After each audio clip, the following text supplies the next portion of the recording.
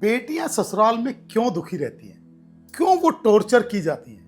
क्यों वो मानसिक परेशान रहती हैं? उनके दुखी होने का कारण क्या है? जी हाँ, नमस्कार, मैं हूं डॉक्टर प्रदीप जैनी, वास्तु कंसल्टेंट और आपका दोस्त।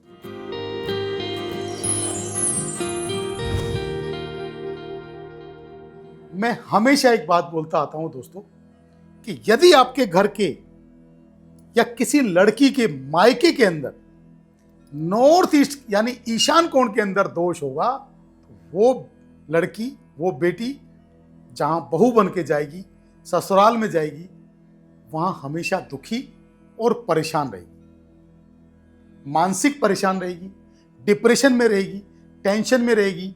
कभी प्रॉपर उसको माइंड वाला रिलैक्सेशन कभी उसको मिल ही नहीं सकता।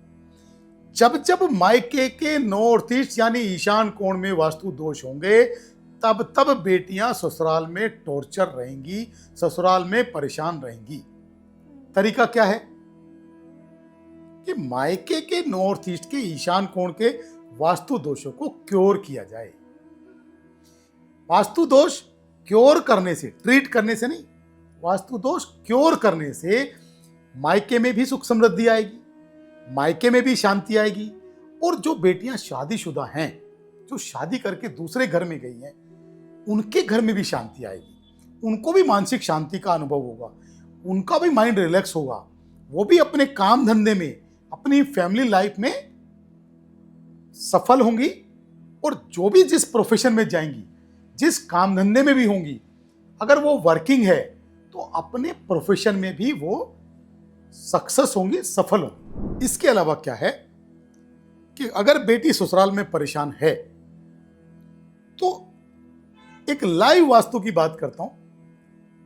अगर बेटी ससुराल में परेशान है तो अपने मायके से कनेक्शन थोड़ा सा कम रखे। मतलब ससुराल वालों का जो इंटरफेयर है, उसके मायके वालों का जो इंटरफेयर है, वो उसकी फैमिली में दखलंदाजी कम होगी तो बेटियां अपनी ससुराल में खुश रहना शुरू हो जाएंगी। मतलब उनकी जो फैमिली है, बेटी की जो फैमिली है, उसका ससुराल में इंटरफेयर का कोई मतलब नहीं है। तो अपने घर के वास्तु दोषों को क्योर करें। और जिस घर में बेटी शादी करके आई है, उस घर के ईशान कोण को भी चेक करें कि उस घर के ईशान कोण में क्या वास्तु दोष है। सबसे पहले चेक करने का तरीका है कि आप घर के सेंटर में खड़े हों, आपके हाथ के ऊपर कंपास रखें और कंपास में देखें नॉर्थ डायरेक्शन किधर है, और नॉर्थ ईस्ट आप क्लियर करके कि नॉर्थ ईस्ट डायरेक्शन कहाँ है, अपने घर के नॉर्थ ईस्ट जोन को चेक करें। नॉर्थ ईस्ट के अंदर क्या वास्तु दोष है उसको चेक करें। नॉर्थ ईस्ट के अंदर अगर आपका टॉयलेट बना हुआ है, नॉर्थ ईस्ट के अंदर आपकी किचन है, नॉर्थ ईस्ट के अंदर अगर आपकी रसोई है, नॉर्थ ईस्ट के अंदर अगर आपकी स्टेयर्स हैं, नॉर्थ ईस्ट के अंदर कोई भी आपका ऐसा दोष है तो आपका घर में अशांति होगी ही होगी, आपके घर में मानसिक असंतुलन होगा ही होगा, आप डिप्रेशन में जाएंगे ही जाएंगे। कोई आपको अशांति से, डिप्रेशन से, अनिद्रा से रोक ही नहीं सकता। उपाय क्या है? नो उपाय, कोई उपाय नहीं है। नेगेटिविटी को दूर करो, चीजों को दूसरी जगह शिफ्ट करो और अपने घर में शांति का अनुभव करो। मैं सबको एक बात बोलता हूं, आपके घर में चाहे 500 करोड़ हैं, चाहे 5000 करोड़ हैं, चाहे 5 करोड़ हैं, जब तक आप सुख का अनुभव नहीं कर सकते, जब तक आपको मानसिक शांति अनुभव नहीं होती है। और मानसिक शांति आपको तब अनुभव होगी जब आपके घर का वास्तु ठीक होगा, आपके घर की एनर्जी ठीक होगी, आपके घर की वाइब्रेशन ठीक होगी, आपके घर का ऑरा ठीक होगा, आपके घर का जियोपैथिक घर के अंदर स्ट्रेस नहीं होगा, आपका घर एक पॉजिटिव ऊर्जा से ऊर्जान्वित होगा। हमने इसके लिए एक तरीका निकाला है। आज से हजारों साल पुरानी पृथ्वी है, पृथ्वी के अंदर हर जगह कहीं न कहीं हड्डियां हैं। ऐसी कोई एक टुकड़ा, एक कण मात्र भी नहीं है कि जिसके अंदर कोई आदमी की आत्मा ना हो, जिसके अंदर कोई पशु की आत्मा ना हो, जिसके अंदर कोई भी चीजें दबाई हुई ना हो। कुछ न कुछ हड्डियां, कुछ न कोई व्यक्ति, कोई न कोई पशु पक्षी की हड्डियां जरूर हैं। और उन चीजों को आप क्योर नहीं कर सकते हैं क्योंकि वो लेयर बाय लेयर बनती हुई आई है। और जितनी नेगेटिव हड्डियां होंगी, जितनी जमीन के अंदर नेगेटिव एनर्जी होगी, उतनी वो नेगेटिव एनर्जी आपको, जब आप प्रॉपर्टी बनाएंगे, जब आप घर बनाएंगे, जब आप कंस्ट्रक्शन करेंगे, तो वो आपको तंग कर सकती है। हमने इसका तरीका क्या निकाला कि जैसे आपका पेट है, आपकी बॉडी है, आपका पेट अगर ठीक है तो आपकी पूरी बॉडी फिट है। हमने क्या किया कि आपके घर को आपकी बॉडी से कनेक्ट किया और क्या किया, उसके आपकी प्रॉपर्टी के सेंटर में से 10 फीट बाई 10 फीट का एक गड्ढा कराया, उसमें से 3 फीट गहरी मिट्टी निकलवाई। उस मिट्टी को, जो दूषित मिट्टी है, उसको हमने घर से बाहर फेंका और घर से बाहर फेंक के उसके अंदर हमने खेत की नई मिट्टी डलवाई। और नई मिट्टी के साथ साथ हमने जो पिरामिड यंत्र का 5 लेयर का ट्रीटमेंट किया। आपके स्थान देवता को, आपके कुल देवता को, आपके वास्तु देवता को हमने जो वहां का भोग है वो आपको दिया।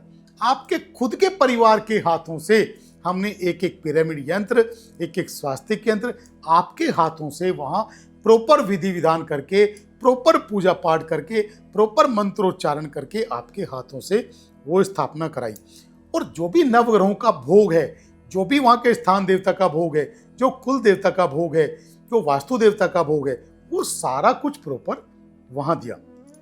उसको देने के बाद वहां हमने कुछ चांदी के सिक्के, कुछ सोने का टुकड़ा और जो भी पॉजिटिव एनर्जी का प्रबंध करने के लिए धातुएं हैं, सब धातुएं उस जमीन के अंदर। देखिए, हर व्यक्ति ये चाहता है कि मैं जो घर बना रहा हूं, उस घर में रहने वाला मेरा परिवार सुख समृद्धि के साथ रहे। वो सुख समृद्धि के लिए वो सब प्रबंध कर रहा है। और अगर आप सुख समृद्धि के लिए प्रबंध कर रहे हैं, आप अपने परिवार की सलामती के लिए प्रबंध कर रहे हैं, तो ये पॉजिटिव एनर्जी का प्रबंध भी करना आपका मौलिक कर्तव्य बनता है, आपका फर्ज बनता है कि आप पॉजिटिव एनर्जी का प्रबंध जरूर करें। ऐसा नहीं, 4 दीवारी तो आप कोई भी बना लेगा, लेकिन 4 दीवारी बनाना काफी नहीं है। आप जो 4 दीवारी बना रहे हैं, जो आप स्ट्रक्चर खड़ा कर रहे हैं, जो आप घर बना रहे हैं, उसके अंदर पॉजिटिव एनर्जी का प्रबंध करना जरूरी है। तो ये सब करके, विधि विधान से पूजा करके, खेत की नई मिट्टी डाल के, प्रॉपर मंत्रोच्चारण के साथ सब लोग, घर के परिवार के लोग शामिल होके उसके अंदर जब हम ये स्थापना करते हैं, तो घर की जो भी एनर्जी है, जो भी वहां नेगेटिव एनर्जी थी, आने वाले 200-500 साल तक के लिए वो पॉजिटिव एनर्जी में कन्वर्ट हो गई।